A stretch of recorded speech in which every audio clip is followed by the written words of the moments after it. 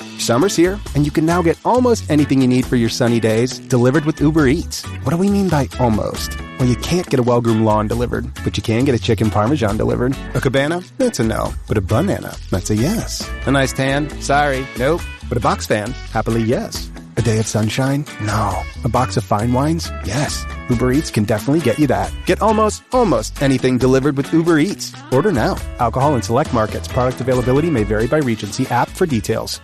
What's new from Apple? There's the new iPhone 16 Pro, built for Apple Intelligence. And it comes with the all-new camera control, giving you an easier way to quickly access your camera tools. The new Apple Watch Series 10 has our biggest display and our thinnest design ever. And this? It's the sound of active noise cancellation, now available on one of 2 new AirPods 4 models. So quiet. Check out all of the new products and new features at apple.com. You can even buy yourself something new. See apple.com for product availability updates. Apple Intelligence coming this fall. Thanks for listening to the Red Treehouse, where I tell scary stories to keep you up at night. You can listen to the Red Treehouse on your favorite streaming platforms, including Spotify and Apple Podcasts. Be sure to follow, like, and subscribe. Oh, and leave a 5-star review. You can follow the Red Treehouse on social media, on TikTok, Instagram, YouTube, X, Threads, and Facebook at Red Treehouse Pod. And now you can find the Red Treehouse on Patreon. Join the Red Treehouse community for as little as $3 per month and receive exclusive member benefits, including personal shoutouts, early access to episodes, bonus episodes, and more. Simply go to patreon.com/Red Treehouse. As always, if you have a scary story or topic you'd like me to feature on an upcoming episode, email redtreehousepod@gmail.com. Important note: sources for this episode can be found in the show notes. The Red Treehouse is dedicated to my dad. I love you, Pop. Recently, I was asked an interesting question. What scares you the most? Surprisingly, it wasn't an easy question for me to answer. Because while I love all sorts of scary things, it's rare that I feel a sense of fear. The conversation was interesting, and in the handful of weeks since then, I've had a chance to think about it more deeply. Of all the scary phenomena in the world, there's something unique that genuinely scares me. Knocking inside the walls. For me at least, it's one thing to see a ghost or sense a presence somewhere in a room. But to have that feeling and hear a strange knocking, there's no way I'm staying in that space. As I've researched various possession and exorcism stories, I've found a common thread. Most hear a strange knocking or scratching coming from inside the walls. And while there may be little you can do to prevent yourself from being possessed by an evil spirit, what if you could summon a spirit through your walls? In this episode of the Red Treehouse, we're going to explore 3 scary rituals to play by yourself in Alternate Soul, the Wall Knock Ghost Game, and the Reikan Test. All 3 are scary and take a steel backbone and courage to play. Do you have what it takes? Is it possible these games and rituals open a portal to a paranormal and supernatural world, one inhabited by potentially malevolent spirits, whose goal is to come into our world and maybe your soul and never leave? I'll share the details. You decide for yourself. I'm your host, Will. Welcome to the Red Treehouse.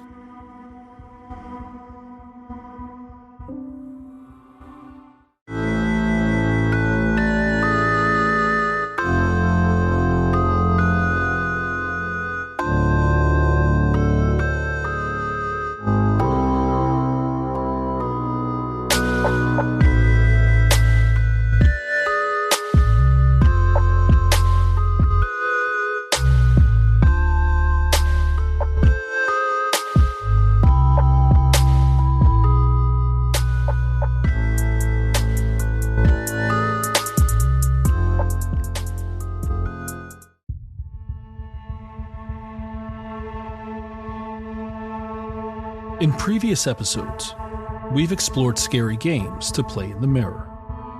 And for me at least, mirror games and rituals are really unnerving. The mind tends to play tricks on our eyes, and this is especially true when looking at your reflection in a mirror for any length of time. Our first game, in Alternate Soul, toes the line between the real world and the spirit world. It's important to note there are a few items required to play an Alternate Soul. First, only one player is required to play this game. You'll need a mirror, a candle, a lighter or matches, a device with a clock, timer, and alarm.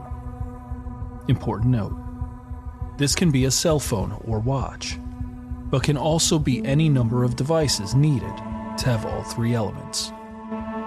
Once you have these items, you'll need to find a dark, quiet room.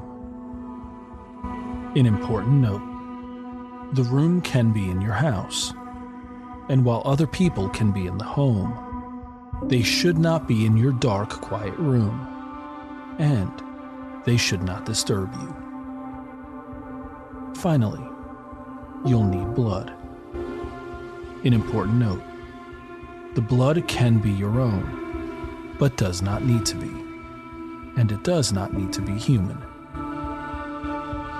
Once you've gathered these items, you're ready for the next steps. Here's how to prepare to play the game. First, a few minutes before midnight, gather your supplies and place them in the room where you'll play the game. Then, close the door behind you.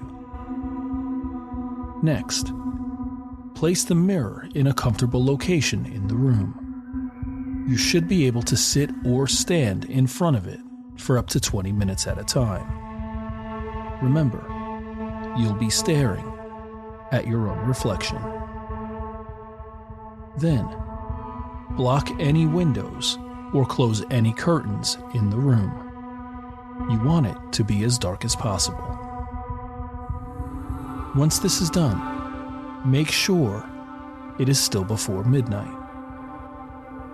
Then, place the candle in front of the mirror and place the matches or lighter next to the candle. Finally, place the blood nearby, within arm's reach. Make sure it is still before midnight. Then, turn off the lights. Once you've done this, set the alarm for 12:17 a.m. and make sure it is still before midnight. By now, it should be 11:58 or 11:59 p.m. Just before midnight, set the timer to count down for 10 minutes. And then, at exactly midnight, light the candle. Once you've done this, stand or sit in front of the mirror, staring at your reflection. Now, you're ready to open the window. After you've completed all these steps, stare attentively in the mirror. Look into your own eyes, and stand there or sit there, making eye contact with yourself for 10 minutes. When the timer goes off, dip your fingertip into the blood and draw a line across the mirror over your reflection's eyes. An important note, do not break eye contact while drawing the line. Keep your eyes on the reflection. Make sure to keep your eyes on your reflection's eyes, even though the blood is acting like a blindfold. What do you see? If your reflection doesn't change, the ritual has failed. An important note, if the ritual fails, you must stop immediately. blow out the candle. Wipe the blood clean. Leave the room immediately, and do not return until after the sun comes up. But if your reflection appears to have changed, the ritual has been successful. An important note: you may be startled by the change in appearance. It is vital that you keep looking into the mirror. What do you see? Is your reflection changing, twisting, and shifting? No matter what happens, keep your eyes on your reflection. What has your reflection become? Take note of every detail, and keep your eyes on your reflection. As you're watching, you may notice your reflection, which at this point you likely won't recognize, is moving towards you. Closer, closer. No matter what happens, keep your eyes on your reflection. When your alarm goes off at 12:17 a.m., blow out the candle. An important note: you must blow out the candle at 12:17 exactly. If you've done this correctly, the creature in the mirror will disappear. If the creature disappears, you can close the window and end the ritual. Wipe the blood from the mirror, turn on the lights, and leave the room immediately. From this point forward, be attentive when you pass anything reflective. Mirrors, phone screens, or anything that will send a reflection back to you. It is possible, even likely, you may see the creature when you least expect it. By now, you may be wondering about the creature in the mirror. It's very clearly not you, but it's also not you. Some believe the ritual is a window into your alternate soul, as in, a version of you that only you can see, and may be more terrifying than you think. What does your reflection, the creature staring back at you, tell you about yourself? Something interesting. An alternate soul ritual appears to be a creepypasta wiki.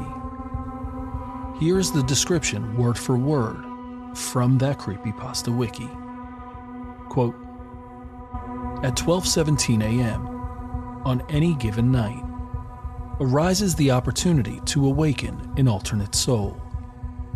The most common way of viewing them is through a mirror. It is through said medium that the process must take place. Begin at exactly midnight. By no light but that of a single candle, stand before the selected mirror. For 10 minutes, you must concentrate in silence, focused entirely on your reflection. Do not look away from the eyes, for it will be interpreted as weakness, and you will be overcome. After 10 minutes have passed, you must draw blood to smear in a line across the eyes of your reflection. Doing so will blind it, and you will watch as your own features begin to warp. Slowly, gradually, they will mutate into a frightening creature, one beyond the comprehension of those who have not experienced it. You must not look away through the entirety of the change. Soon, the writhing movements of the image will cease. By now, an echoing, inhuman sound will resound all around you, and the creature will begin to ease toward the mirror's glass. You must keep watching as it approaches. If you do not extinguish the candle at exactly 12:17 a.m., the creature will escape. Be warned should you succeed. Through any polished surface, be it mirror, wood, or window, your reflection will always be watching. End quote. Our second game, the wall knock ghost game, is the one that freaks me out the most. For me, something hiding behind the walls of your home is infinitely scarier than something hiding in the dark corner of a room, because the ease of movement behind the walls allows whatever is back there to follow you in silence and stealth until they decide it's time for the terrifying reveal. It's important to note there are a few items required to play the wall knock ghost game. First, only one player is required to play. You'll need a wooden pencil, paper, a quiet room, and questions. Once you've gathered these items, you're ready for the next steps. Here's how to play. 1. You may begin the game at any time.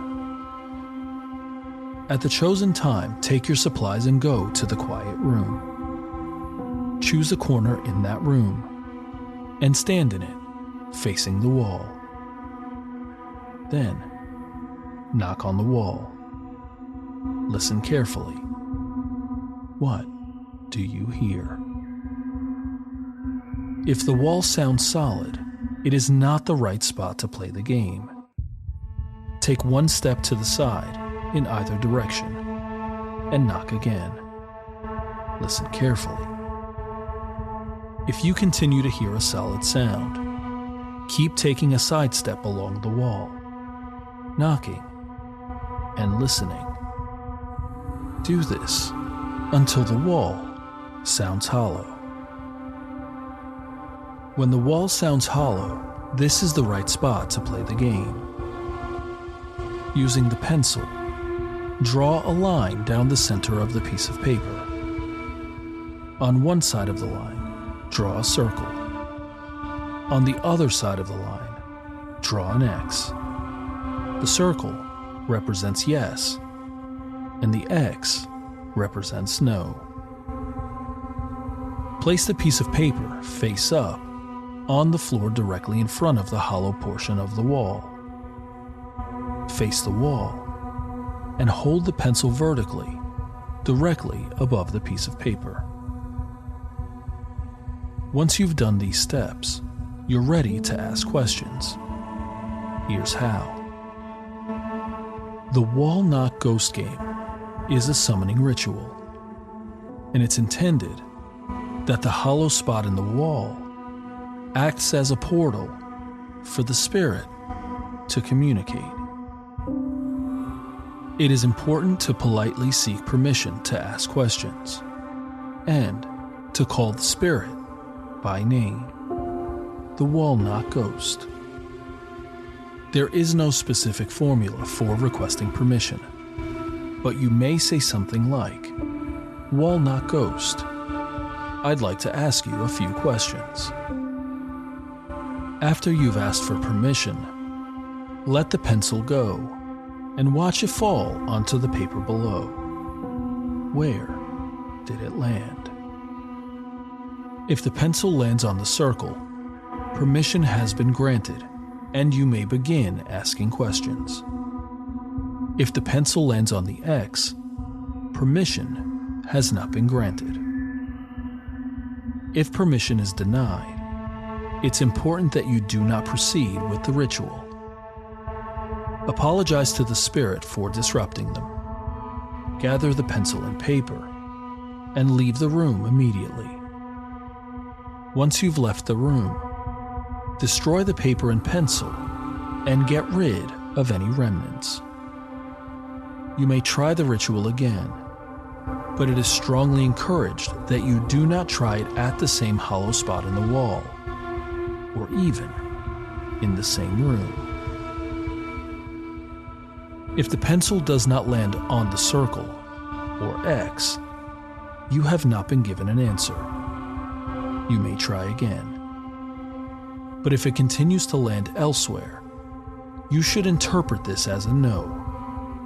And if this happens, follow the instructions for when permission has been denied. Once you've gotten permission, hold the pencil above the paper and ask your first question. Then, drop the pencil and note where it lands. If the pencil lands on the circle, the answer is yes. If the pencil lands on the X, the answer is no. If the pencil lands anywhere else, the spirit either doesn't know or simply refuses to answer. Continue asking questions as long as you are comfortable, or until the spirit no longer wishes to play. You'll know if the spirit is done if the pencil repeatedly lands on the X or elsewhere on the paper. When the time comes to end the game, you must ask permission to end the ritual. Follow the same steps as when you requested permission to begin, except you may not end the game until the pencil lands on the circle. Once permission has been granted, you may end the ritual. Take the paper and destroy it immediately. Just be warned, you must follow every instruction, request, and be granted permission, and not end the game abruptly. If you don't, be prepared for the spirit to linger and show up when you least expect it. Have you ever wanted to see a ghost? Or have you ever been frustrated that you couldn't see them when other people can? You may not realize it, but it's possible you can see ghosts and never know. But how can we know? Good question. I'm going to share a simple test, the Reikan Test.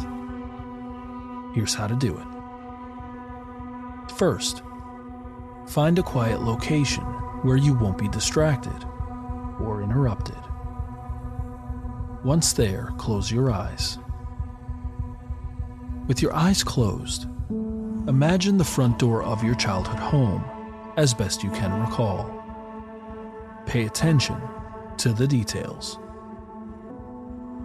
Once you have the front door in your mind's eye, open the door and walk in. Once inside, open every window in the house, room by room, one at a time. An important note: pay close attention to the order you open the windows. Once you've opened every window in the house, room by room, in reverse order, close the windows, one at a time. Finally, leave the house and open your eyes. What did you see? Did you notice anything unusual? Did you see anyone else in the house, in the hallways, or in the rooms? It is believed that if while walking through your house, if you see anyone else, there's a good chance you're able to see ghosts. In fact, the more people you see, the more attuned you are to the spirit world. The Reikan Test is popular in Japan and comes with various levels of sensitivity. Some people will have a weaker Reikan, while others will have a strong Reikan. Here's how to tell where you are on the scale. If you go into your childhood home, and you don't see anyone else, it is unlikely you're able to see ghosts. If you went into your childhood home and you saw family members or pets, there's a good chance you're able to see ghosts. But there's something interesting. If your family members or pets look normal, your ability to see ghosts likely isn't very high.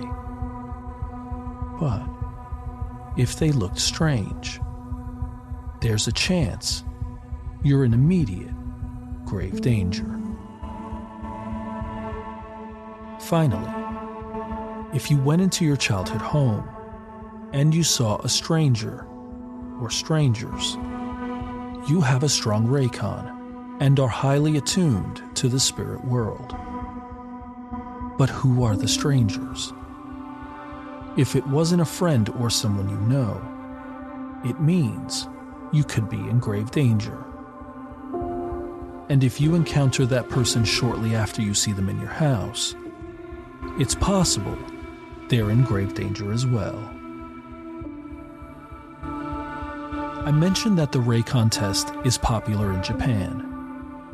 Here is an experience from a Reddit user. Quote, "From when I was a child, I've always been sensitive towards the dead. I recall that as young as 5, I could see shadowy figures in the shape of my form waving at me, and I waved back. This would happen every night. There were also panting sounds in my sister's room when I got in there, and the most unforgettable thing that I've ever experienced was seeing a fat apparition of a woman in her 60s lying down on the bed. Her feet were bluish-white, pale or purplish. It was indescribable. It vanished a few seconds after I stared at it. I did the Reikan ritual as I'm very curious about who haunts our home. I closed my eyes, walked around the house in my visualization, and outside of our window, I saw a child around 9 to 10 years of age. Yellow eyes with what appeared to be blackish blood pouring from his sockets. His hair was wet and was jet black. He wore a white t-shirt and shorts. His skin was so blue. He stared at me, but I didn't flinch. I roamed further in my home. I saw a woman dressed in white, maybe around her 20s. She was also looking at me. Her visage didn't show any emotion, only smiled strangely at me. As I moved counterclockwise, I saw a blob of darkness outside, with its yellow eyes staring directly into my soul. I could feel it, but I fought the feeling and finished the ritual. When I opened my eyes, I could feel their presence. Despite being noontime, I felt cold. There was no breeze or anything, but the temperature dropped a bit. I know this. I could feel the strong presence of the figure, and I tried to pay no mind to it. From that day on, it began to show itself at random times, but never really did anything harmful. As a person who is accustomed to the paranormal, I can testify that if you are of strong spirit, you won't even flinch at their appearance. I did the Reikan test several times. More entities showed up. Some I can't even recall. There was a woman in a red dress, but it seems she was just a passerby.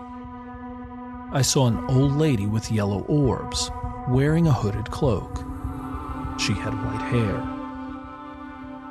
But the child is always there, in every visualization, and the spectral shadow as well that I mentioned earlier. Our home is near an acacia tree, believed in our culture to be inhabited by spirits. Search those spirits up. This ritual enhanced my sensitivity towards the dead. But to be honest, it also made my intuition greater. There's also the voices that I hear at random times. I hear them singing in strange languages. They've tapped my shoulder and brushed their fingers on my arms. They are always cold and usually happen while I'm in the shower. There's also been a figure crouching on the toilet, but then when I look at it, it disappears. I try not to let it bother me, and I'm starting to get used to it. A warning: don't do the Reikan Test if you're afraid of what lies beyond our world. An important edit. There was a time when I was eating lunch with my mom when something entered me. I felt emptiness and several negative emotions. My mom even took notice of it.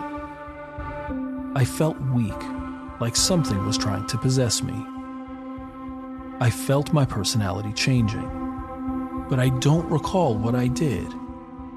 I was back to normal after a few moments, and I resumed eating as if nothing happened. My mom asked me what was wrong, and I told her of my experience. She told me that I looked sinister, and my face changed a bit into something demonic. Nothing happened after that, except when I'm angry at someone, they'll be affected by a misfortune I can't even explain. And there are times when my mom has told me that my irises look like snakes when she looks at me. End quote. I'll admit, these games really creep me out. But the wall knock ghost game sounds like a terrible idea. I realize the game is more a fortune-telling ritual than anything else. But I fear we sometimes summon spirits who have far different and more malevolent intentions. As we close this episode of the Red Treehouse, we're left with these lingering questions. Do you have the courage to play one or all of these scary games? If so, email your experience to redtreehousepod@gmail.com, and I'll feature it on an upcoming episode. Is it possible these games and rituals open a portal to a paranormal and supernatural world, one inhabited by potentially malevolent spirits, whose goal is to come into our world and maybe your soul and never leave? I've shared the details. Now you decide for yourself. I'm your host, Will. Thanks for joining me in the Red Treehouse.